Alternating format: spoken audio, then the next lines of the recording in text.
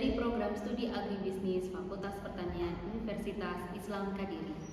Pada video kali ini, saya akan menjelaskan mengenai deskripsi mata kuliah yang saya ampu, yaitu mata kuliah usaha tani. Adapun capaian pembelajarannya, yaitu yang pertama, menjelaskan definisi usaha tani dan keterkaitannya antar subsistem dalam agribisnis. Yang kedua, menjelaskan faktor-faktor produksi usaha tani dan penggunaan input secara optimal. Yang ketiga, mengukur keberhasilan usaha tani melalui analisis pendapatan dan kelayakan. Kemudian, saya akan membagikan sebuah video mengenai proses pembelajaran dalam mata kuliah usaha tani di pertemuan ke-7 dengan judul materi faktor-faktor produksi dalam usaha tani. Kemampuan yang diharapkan dalam pertemuan ini adalah mahasiswa mampu menjelaskan karakteristik dan penggunaan faktor produksi dalam usaha tani. Adapun metode pembelajaran yang saya lakukan yang pertama adalah ceramah. Jadi, saya menyampaikan materi kepada mahasiswa dengan menggunakan PPT. Yang selanjutnya, diskusi dengan dibentuk sebuah kelompok. Jadi, pada mata kuliah ini, saya akan membagi kelas ke dalam beberapa kelompok. Kemudian mereka akan melakukan review jurnal penelitian yang saya lakukan dengan mahasiswa pada tahun lalu. Hasil dari diskusi setiap kelompok tadi akan dipresentasikan di depan kelas. Selanjutnya, saya akan melakukan penilaian keaktifan kepada mahasiswa. Penilaian pada mata kuliah ini telah saya sampaikan di awal perkuliahan, yaitu di kontrak kuliah. Baiklah, saya langsung saja menyampaikan materi pada hari ini. Selamat pagi. Pagi, Bu.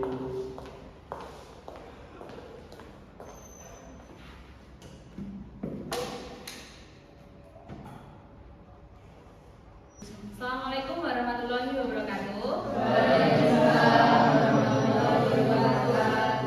Oke, sekarang kita pertemuan ke-7. Jadi setelah UTS kemarin, hari ini saya akan menjelaskan mengenai faktor-faktor produksi dalam usaha tani atau biasa dikenal dengan sarana produksi pertanian.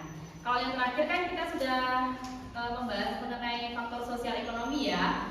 Mungkin teman-teman masih ingat. Dan terus kemudian kemarin sudah UTS dan selanjutnya ini saya jelaskan mengenai faktor-faktor produksi dalam usaha tani. Untuk capaian pembelajaran hari ini yaitu mahasiswa mampu menjelaskan karakteristik dan penggunaan faktor-faktor produksi dalam usaha tani. Oke, saya jelaskan dulu. Nanti untuk pertanyaan bisa ketika sudah saya jelaskan semuanya ya. Oke, jadi ada beberapa faktor produksi dalam usaha tani ya. Kalau di sini sumber produksi dalam usaha tani itu terdapat 4 faktor produksi yang akan dijelaskan dalam materi ini. Yang pertama ada tanah ya, atau lahan. Kemudian ada tenaga kerja, ada modal, dan juga ada manajemen. Yang pertama adalah faktor produksi tanah atau alam atau yang biasa kita sebut lahan. Tentunya ini yang paling pokok di dalam usaha tani. Mungkin kalau dulu kalian masih ingat tentang Tritunggal usaha tani, ya itu jadi untuk faktor produksi lahan itu adalah salah satunya paling utama di dalam usaha tani. Karena kalau tidak ada lahan kan juga tidak bisa kita melakukan usaha tani. Paling nggak ada media tanamnya. Itu tanah itu bisa berupa lahan garapan, terus juga bisa dianalisis jenis dan sifatnya, suburannya. Tentunya itu akan mempengaruhi komoditas apa yang akan ditanam atau diusahakan. Jadi kan setiap wilayah misalkan itu memiliki potensi yang berbeda-beda dalam menentukan komoditas usaha tani seperti itu. Terus kemudian juga faktor alam juga seperti sama. Jadi ada tempat tumbuh tanaman, kemudian ada sumber daya dan faktor alam lain misalkan iklim, curah hujan itu juga sangat mempengaruhi pemilihan komoditas dalam usaha. Oke, saya lanjutkan. Kemudian ada yang kedua itu adalah faktor tenaga kerja. Tentunya faktor tenaga kerja itu berhubungan dengan sumber daya manusia ya, atau manusianya, atau kalau di usaha tani itu berarti berhubungan dengan petaninya itu sendiri. Jadi kalau dulu saya jelaskan mengenai Tritunggal usaha tani pernah di pertemuan kedua kalau tidak salah. Jadi di Tritunggal usaha tani itu ada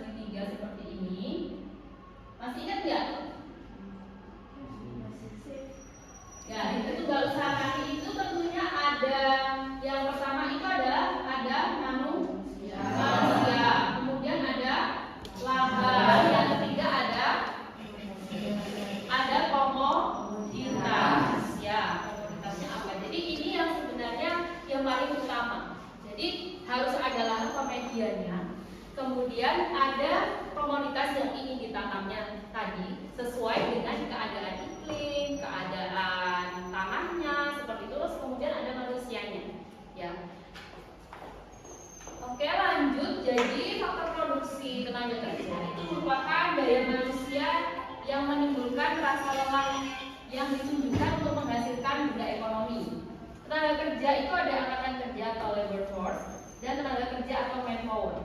Ciri-ciri tenaga dalam usaha tani atau dalam pertanian. Jadi kalau di dalam pertanian itu usaha tenaga kerjanya itu agak sedikit berbeda juga apabila dibandingkan dengan misalkan di perusahaan-perusahaan besar. Jadi kalau ciri-ciri di dalam tenaga kerja di dalam usaha tani itu ada kebutuhannya tidak kontinu dan tidak merata. Jadi kadang di musim tanam mereka akan butuh tenaga kerja yang banyak. Tapi nanti ketika masa tunggu itu kan tenaga kerjanya tidak ngapa-ngapain kan ya.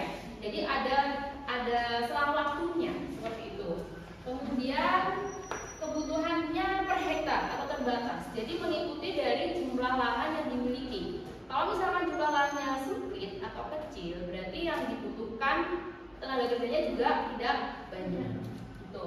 Tidak mudah distandarisasi atau dirasionalisasi ataupun dispesialisasikan. Jadi tidak harus lulusan pertanian, tidak harus lulusan ABC gitu kan ya. Jadi tidak bisa distandarisasi. Terus kemudian yang selanjutnya adalah kebutuhan beraneka ragam coraknya dan sering tidak dapat dipisahkan. Itu. Jadi kalau dari situ, dari ciri-ciri tenaga kerja di bidang pertanian, tentunya sebenarnya semuanya bisa ya melakukan usaha tani untuk di tenaga kerja itu. Hanya saja memang kalau di usaha tani itu hanya keinginan aja bagaimana dia mau berlatih, mau mempelajari mengenai usaha tani. Jadi tidak memerlukan standarisasi yang seperti apa yang khusus itu tidak ada seperti itu. Kemudian dalam usaha tani tenaga kerja ini masih lanjutannya ya. Sumbernya itu ada dua, ada yang di dalam keluarga dan ada juga yang di luar keluarga. Jadi kalau ini permasalahan dalam usaha tani di Indonesia terutama itu ini. Jadi ada tenaga kerja yang dalam keluarga dan luar keluarga. Kalau dia tenaga kerjanya itu di dalam keluarga biasanya itu tidak diberi upah seperti itu. Rasio penggunaan tenaga kerja dengan tenaga kerja luas lahan yang digarap. Jadi misalkan kalau luas lahannya itu banyak, berarti dia akan membutuhkan tenaga kerja dari luar lebih banyak lagi. Terus kemudian ada intensitas tenaga kerja dan jumlah tenaga kerja seluruhnya yang diperlukan untuk mengusahakan satu kesatuan luas tanaman dinyatakan dalam jam kerja orang atau misalkan bisa juga dinyatakan dalam harian kerja orang HOK ya kan gitu. Dan juga rasionya juga dilihat dari jenis tanamannya. Terus kemudian yang keempat dilihat dari tingkat perkembangan usaha taninya. Jadi sebenarnya kenapa sih kok masih menggunakan tenaga kerja di dalam keluarga? Karena usaha tani di Indonesia itu sebagian besar itu masih berorientasi hanya untuk konsumsi, bukan untuk keuntungan. Beda kalau misalkan di luar negeri, misalkan yang lebih negara yang lebih berkembang, lebih maju, biasanya dia itu orientasi usaha taninya itu sudah untuk memang bukan untuk konsumsi tapi untuk keuntungan dijual semua. Tapi kan kalau di Indonesia misalkan dia punya sawah 0,5 hektar, kurang dari itulah ya misalkan 0,25. Nah itu biasanya kebanyakan itu banyaknya dikonsumsi, hampir sebagian besar 60% sampai 75%-nya itu masih dikonsumsi. Jadi yang dijual tuh hanya sedikit seperti itu. Itu kenapa kok masih menggunakan tenaga kerja di dalam keluarga? Harusnya itu tetap dihitung. Jadi meskipun pakai kakeknya, saudaranya, neneknya gitu ya, itu tetap harus dihitung sebenarnya. Tuh, itu contoh nih, misalkan jenis tanamannya padi sawah, jadi intensitas tenaga kerjanya berapa jam per hektar ini contoh.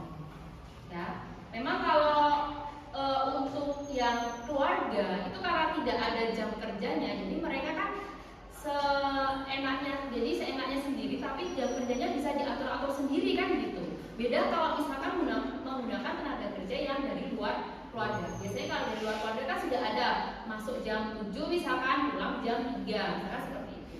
Nah itu bedanya sih di situ. Memang lebih murah menggunakan tenaga kerja yang keluarga karena dia kan dari jamnya lebih fleksibel, lebih bisa lebih lama atau bisa lebih sedikit. Terus rasio penggunaan tenaga kerja juga ditentukan dari keadaan alamnya. Jadi misalkan dilihat nih keadaan alam dan tadi juga jenis tanamannya bagaimana. Kalau misalkan keadaannya biasanya kering, lahan kering, itu bisa lebih memerlukan seperti perlakuan khusus untuk melakukan budidaya sebuah komoditas. Jadi harus misalkan dia harus banyak pengairannya, harus banyak dipupuknya kan seperti itu dibandingkan misalkan dengan lahan yang misalkan lahan sawah contohnya. Oke, saya lanjut kemudian. Nah, ini dari tenaga kerja manusianya itu juga dilihat dari macam pekerjaan, ya, kemudian kemampuan fisik dan keterampilan bekerja. Memang kalau di dalam dunia usaha tani, di dalam pertanian, tenaga kerja itu juga dilihat dari kemampuan fisiknya.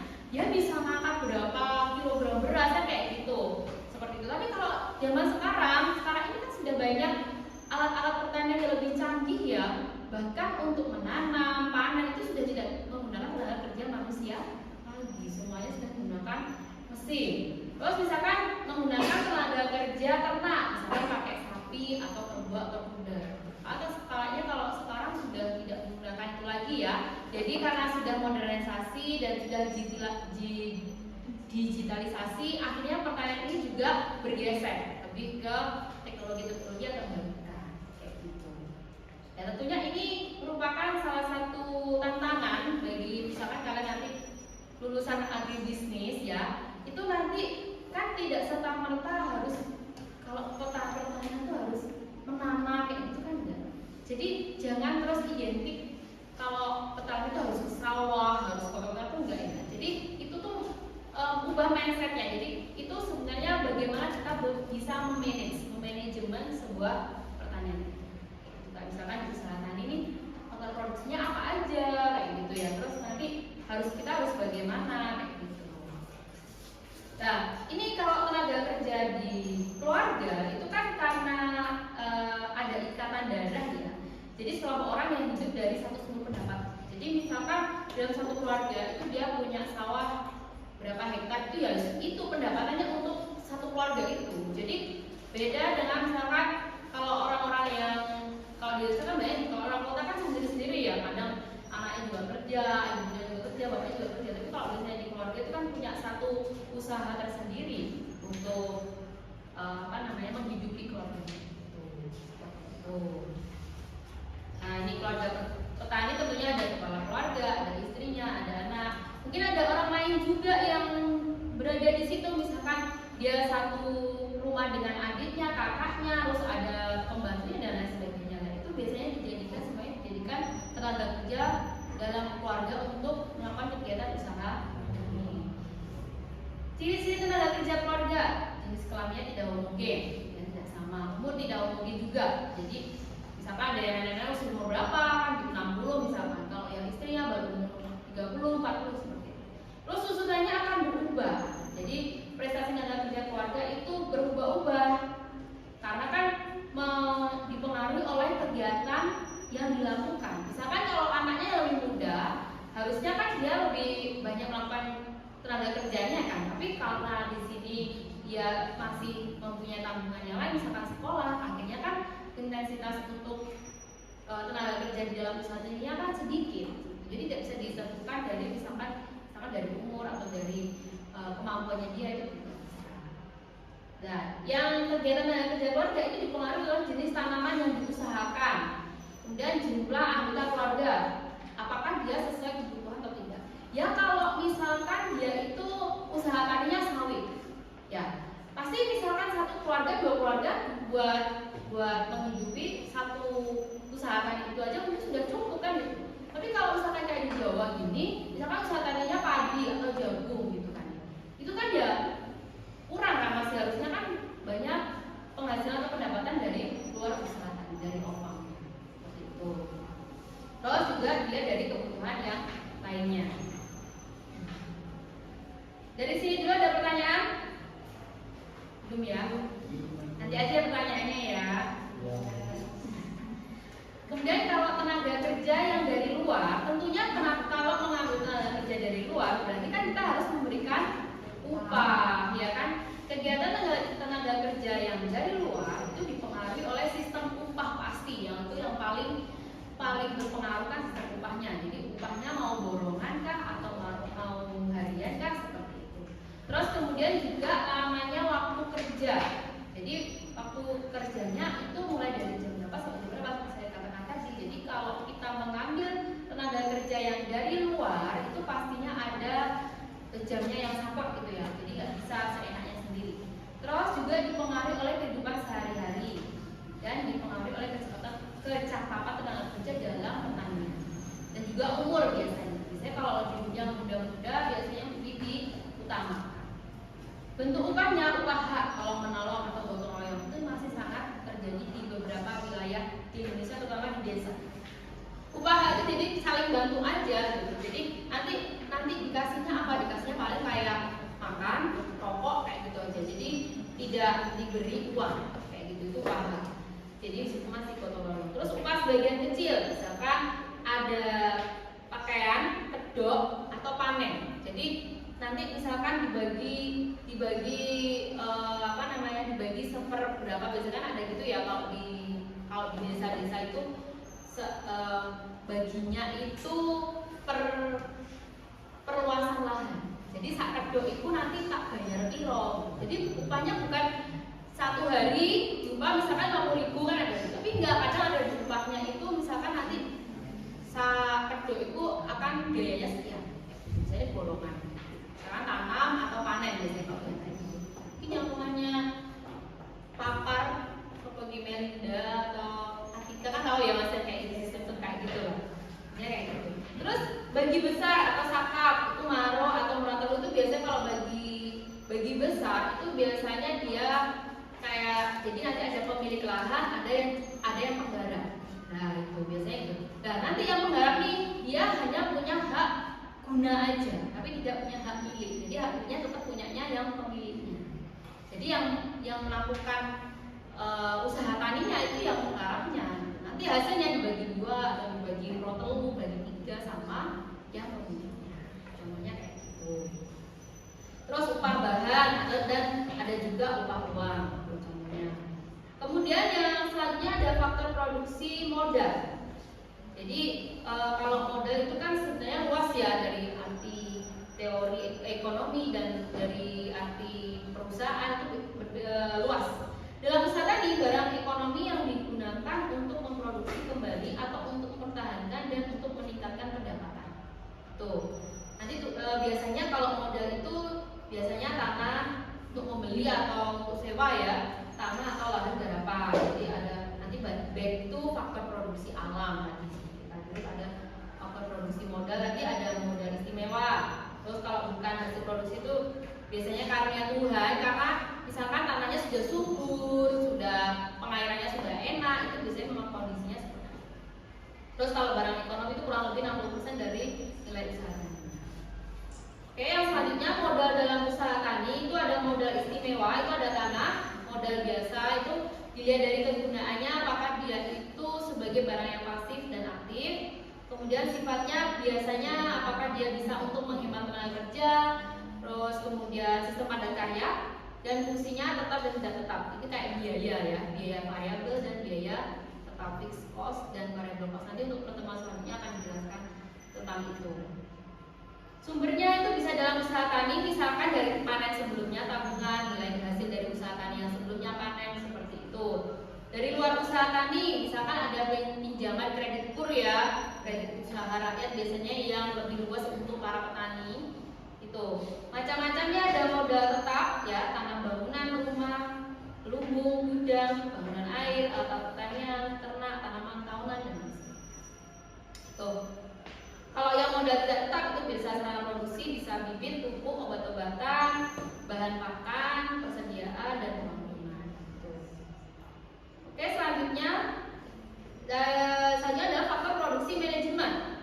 Ya, manajemen ini dilakukan oleh manusianya, oleh orangnya atau oleh pemiliknya atau petaninya.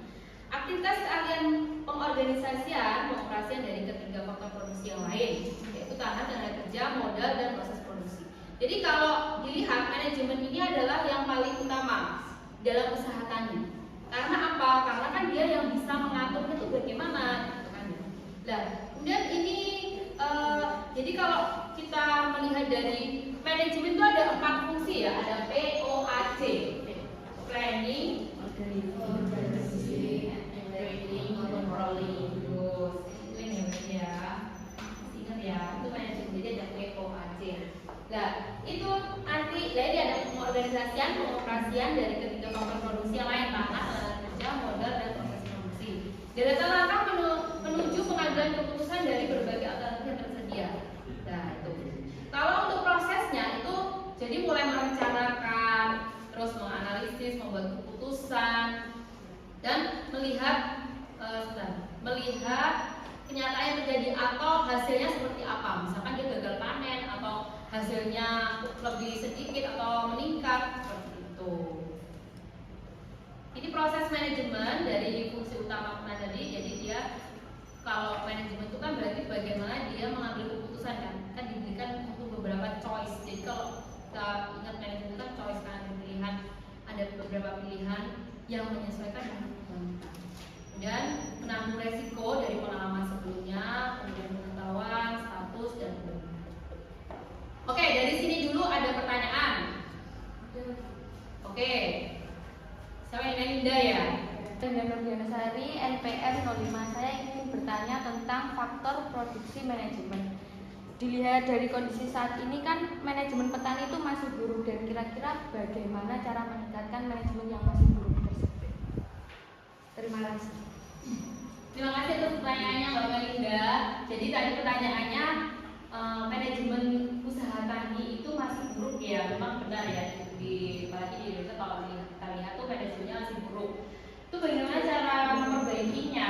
Salah satunya tuh harusnya ada koordinasi dengan penyuluhnya. Jadi kalau biasanya di setiap desa itu kan ada PPL-nya ya, setiap desa itu jadi yang membina itu PPL-nya. Nah, mungkin dari situ kita bisa melakukan pelatihan, sosialisasi mengenai manajemen. Jadi kalau lihat tuh jangan cuma melihat atau mensosialisasikan atau memberikan pelatihan mengenai budayanya, tapi juga harus memberikan pelatihan mengenai manajemen usaha tani yang baik. Mungkin bisa dengan cara mengundang salah satu pelaku usaha tani yang sudah berhasil dan baik, misalkan gitu ya, itu ke kelompok taninya misalkan dengan PPA-nya itu, kemudian nanti bisa disosialisasikan atau sharing ilmu bagaimana cara melakukan manajemen usaha tani yang baik. Misalkan penggunaan biaya produksi tadi, faktor produksinya, misalkan tenaga kerjanya gimana nih biar tidak terlalu bengkak, kan bisa ada tips and tricksnya mungkin. Terus penggunaan bibitnya mungkin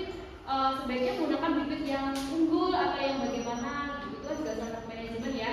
Ya itu bisa dengan koordinasi dengan PPL. Jadi PPL yang harus lebih aktif untuk memberikan pelatihan, memberikan sosialisasi mengenai manajemen usaha tani yang baik kepada Pak. Mungkin itu dari saya. Ada sanggahan mungkin dari Mbak Pemda? Oke, selanjutnya kalian akan saya beri tugas di kelas untuk membuat sebuah forum discussion group ya. Nanti akan saya bagi menjadi 4 kelompok ya. Nah, tugasnya adalah kalian melakukan review jurnal penelitian. Ini adalah salah satu jurnal penelitian saya dengan salah satu mahasiswa. Mungkin ini angkatannya kakak tingkat ya ini ya. Ini judulnya adalah kelayakan usaha tani hidroponik Pak Coy yang dibiayakan di rumah selama pandemi COVID-19. Jadi nanti silahkan kalian membaca dulu. Nanti saya share linknya ya ke ketua kelompoknya. Kemudian kalian mereview atau melakukan identifikasi di jurnal tersebut. Baca dulu ya. Tapi jurnalnya nggak terlalu banyak. Nah tugasnya ini tadi ya, silakan membuat kelompok 4-5 mahasiswa. Kemudian review jurnal tersebut dan identifikasi mengenai faktor-faktor produksi apa saja yang ada di dalam jurnal tersebut. Jadi nanti silakan kalian menjelaskan di situ, misalkan dia usaha tani apa, ya kan, di mana, gitu. Terus kenapa kok melakukan usaha tani itu. Nah kemudian nanti silakan mengidentifikasi faktor-faktor produksi yang digunakan di dalam usaha tani itu apa, kayak gitu ya. Kemudian nanti di akhir salah satu kelompok akan saya tunjuk untuk mempresentasikan hasil review jurnal di depan kelas. Waktu Anda 15 menit cukup ya? Oke, mulai dari sekarang saya bagi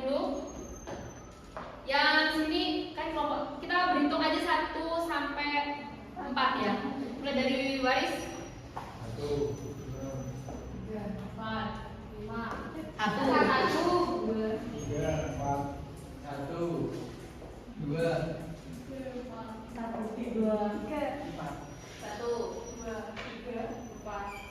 Oke, silakan gabung dengan kelompoknya masing-masing, kelompok 1, kelompok 2, kelompok 3, kelompok 4.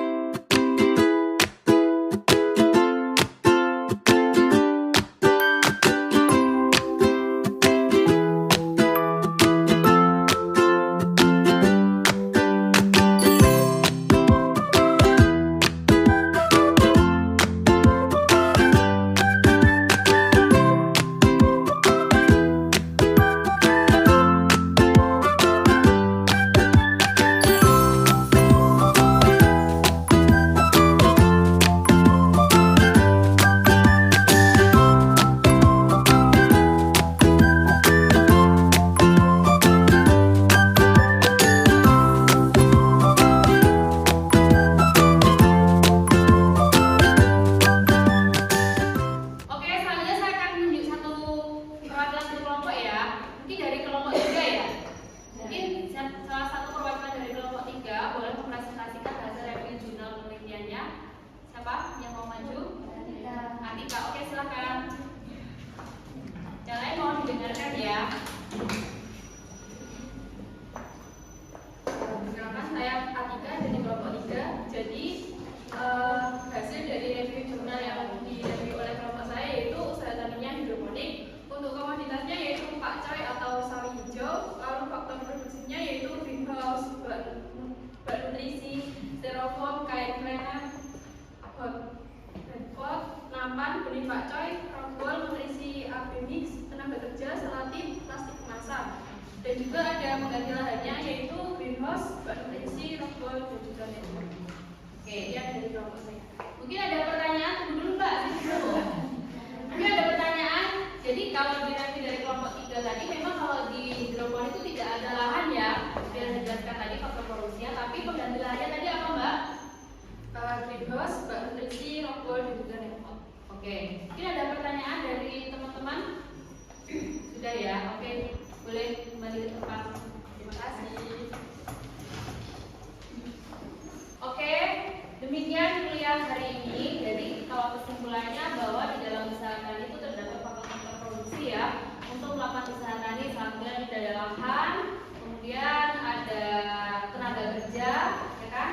Kemudian ada apa lagi tadi? Modal. Dan ada manajemen. Itu yang penting. Mungkin kita akan bertemu lagi untuk pertemuan selanjutnya. Kalau sudah tidak ada pertanyaan, saya akhiri ya.